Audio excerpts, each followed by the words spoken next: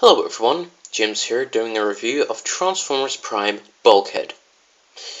Now, I firstly have to tell you guys that of Bulkhead's two weapons, which are his mace and a battering ram type thing, I've lost the battering ram type thing.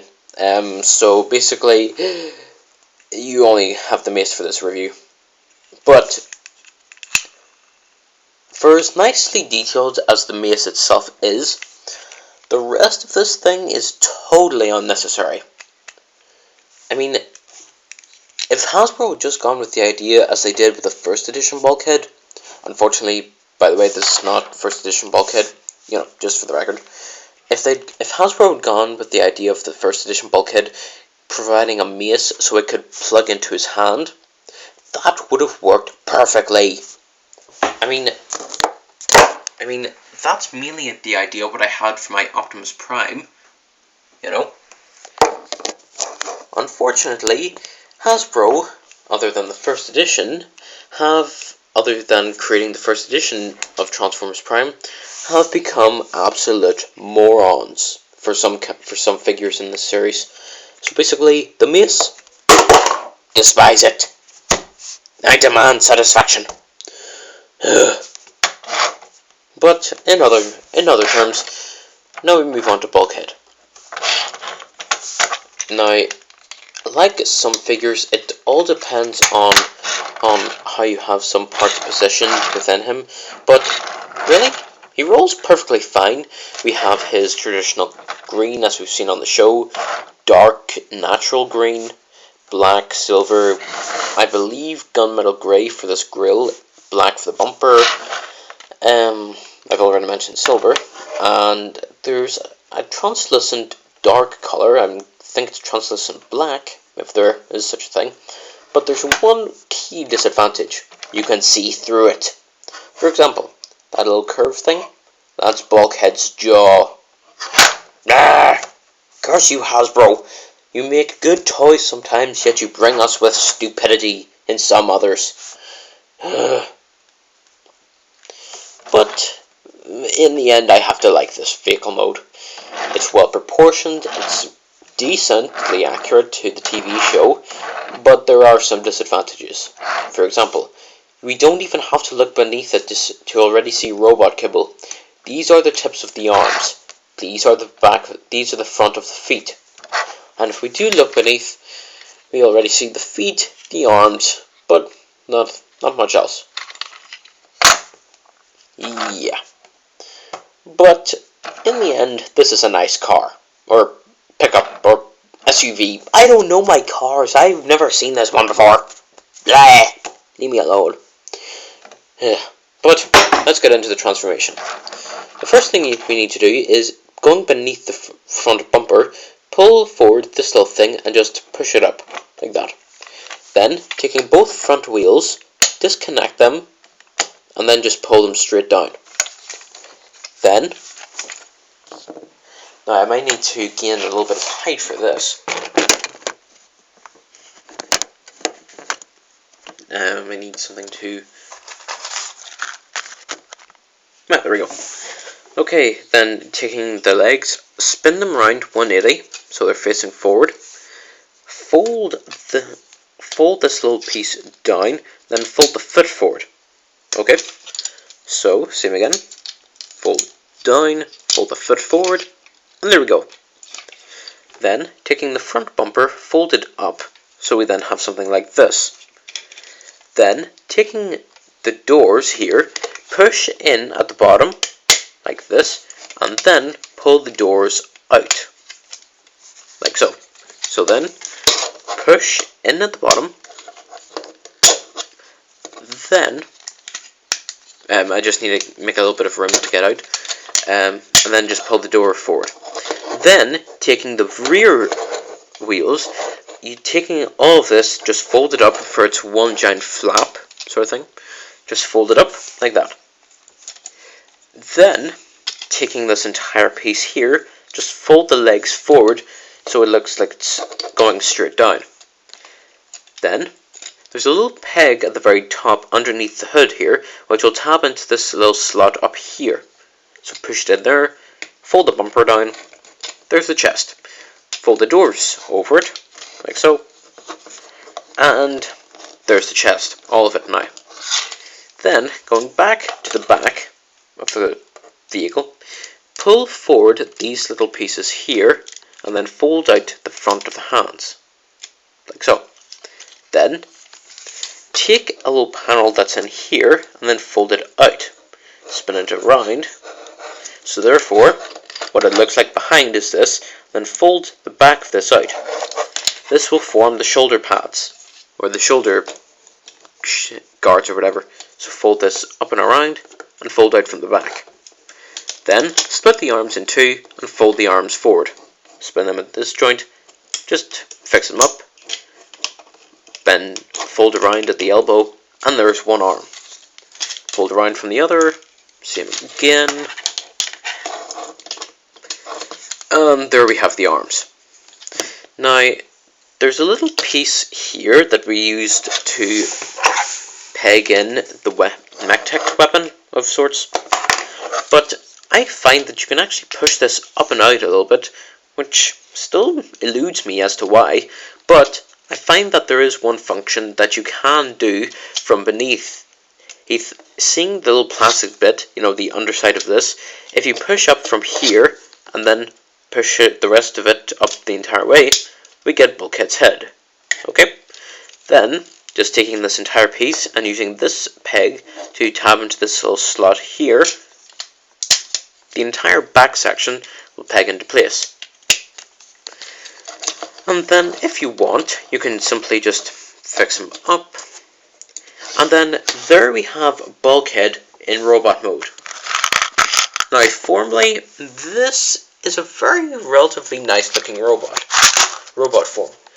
Sure, there are a few things out of proportions, but the head, for one, is great. It looks totally accurate. The jaw even moves, which is really a nice little feature. Although it's very hard to get in there and just mess about with it, it's a nice little feature to have put in there. The arms, they look accurate. I don't mind about the shoulder pads. I can live with them. The arms look great. The legs, totally great. For me, these actually captured the show very well. The chest and the back with these two panels is where I have my most concerns. While the doors are positioned correctly, there is one thing that, kids could find inappropriate with this, and you're going to have to forgive me about this, but who shot that? I'll kick their ass! Punk ass kids! Yeah, or if you just wanted to mess about it, pretend that Bulkhead is Optimus Prime, light our darkest hour. You could pretend he is the Matrix in there or something. Yeah, but I know that's very awkward and stuff, but forgive me, I haven't had a great week. Oh well. The chest isn't, totally accurate to the show. In comparison to the first edition, who am I kidding? The first edition reigns supreme over this guy. And as for the back, the wheels that are here should be up more towards the top. Unfortunately, Hasbro weren't exactly great with designing this guy. Of course, I've seen worse. Worse, you might ask? Like what? Transformers animated Bumblebee. Write it down, everyone. Transformers animated Bumblebee. In my opinion, said to be amongst the worst Transformers ever made. Full stop. No doubt about it. But, Bulkhead's a decent figure. We'll get into articulation. His head can go side to side. It can go 360. Again, it goes up and down. The jaw moves, which is nice. If you want to get full arm articulation or a bit more, just move the shoulder pads up. His arms go forward quite a bit. They go back. They go in and out.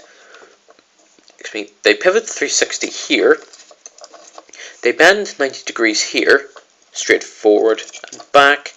They bend to here, 90 degrees forward and back. Now they actually pivot about 180 degrees at this point here, just beyond the elbow, which is nice, and the hand moves in and in, which is nice. Now it's only if you actually fold this up you get the full articulation there, but don't worry, no waist articulation. But the legs, they go forward a tiny little bit because they're blocked by the bumper, but if you fold it forward you get a huge amount at the front. They also go back quite a bit, they go in and out, pivot 360 here, they bend 90 degrees straight forward and back, and the feet kind of pivot back and forward, but they don't, I wouldn't advise pivoting them a lot. But really, there are two reasons that I really bought this guy. The first is to see what it's like to have a bulkhead. Unfortunately, we return to the monstrosity of a mace. Now you can peg it in two places. There's a peg in either one of Bulkhead's arms. And just plug it in here, just for the sake of it. Now, if you actually fold back on the mace spring thing here, the LED in the mace actually lights up some of Bulkhead's arm, which is actually pretty nice. But then the LED shoots forward only to light up the mace and no more, which is unfortunate. Also, you can plug it into his hand, which it is fortunate to do, but let me ask you this. How many people would see Bulkhead doing this? I mean, how many?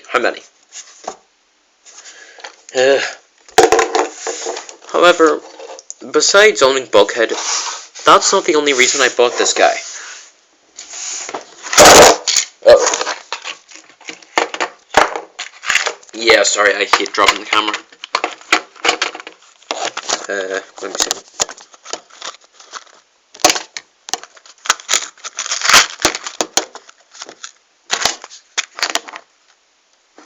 Yeah, you get the idea.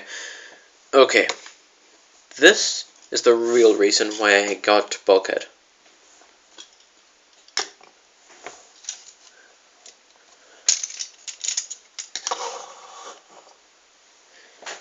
For the first time ever, I have a full Transformers Prime team.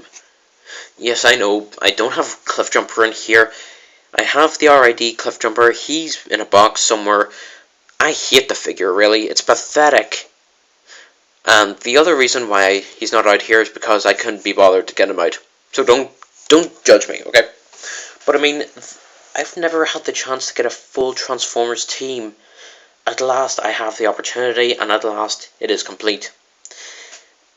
Now, personally, it is great to have Bulkhead, but I'll say for the sake of argument, I have Wheeljack here.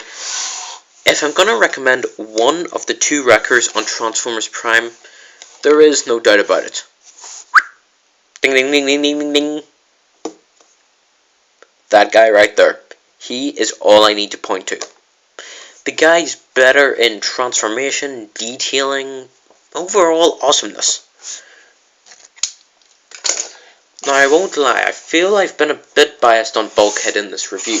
Personally, I loved the personality and character of Bulkhead on Transformers Prime. The first edition Bulkhead, class. Unfortunately, I don't have him. The Cyberverse Bulkhead, it's fine. I have the Cyberverse Bulkhead, but it's out in my shed now. I've had to move a lot of my stuff out for my exams and all. So, first edition Bulkhead, totally class. Cyberverse Bulkhead, looks fine, and is fine. Voyager Bulkhead, question mark. Now, he's better than his animated counterpart, which is, by far a huge relief. But I feel there could have been more work done to this figure. I mean, I feel as though I felt as though I have been quite a bit, judgmental for this guy and haven't been truthfully fair on him. But in the end, this is a decent figure. If you're mad about Bulkhead, pick this guy up. If you're like me, who doesn't know what to do, I'll give him between a 7.5 and a 7.9. I'll be nice and say that. And in the end, I will recommend that you maybe pick him up if you want to complete the full team as I have. But in the end, that's it. Okay, this is Knight/2020 Junior. Subscribe to my channel for videos and more. Like me on Facebook by searching for Knight/2020 Junior. Have a nice day. See you all around. Until next time. Bye all.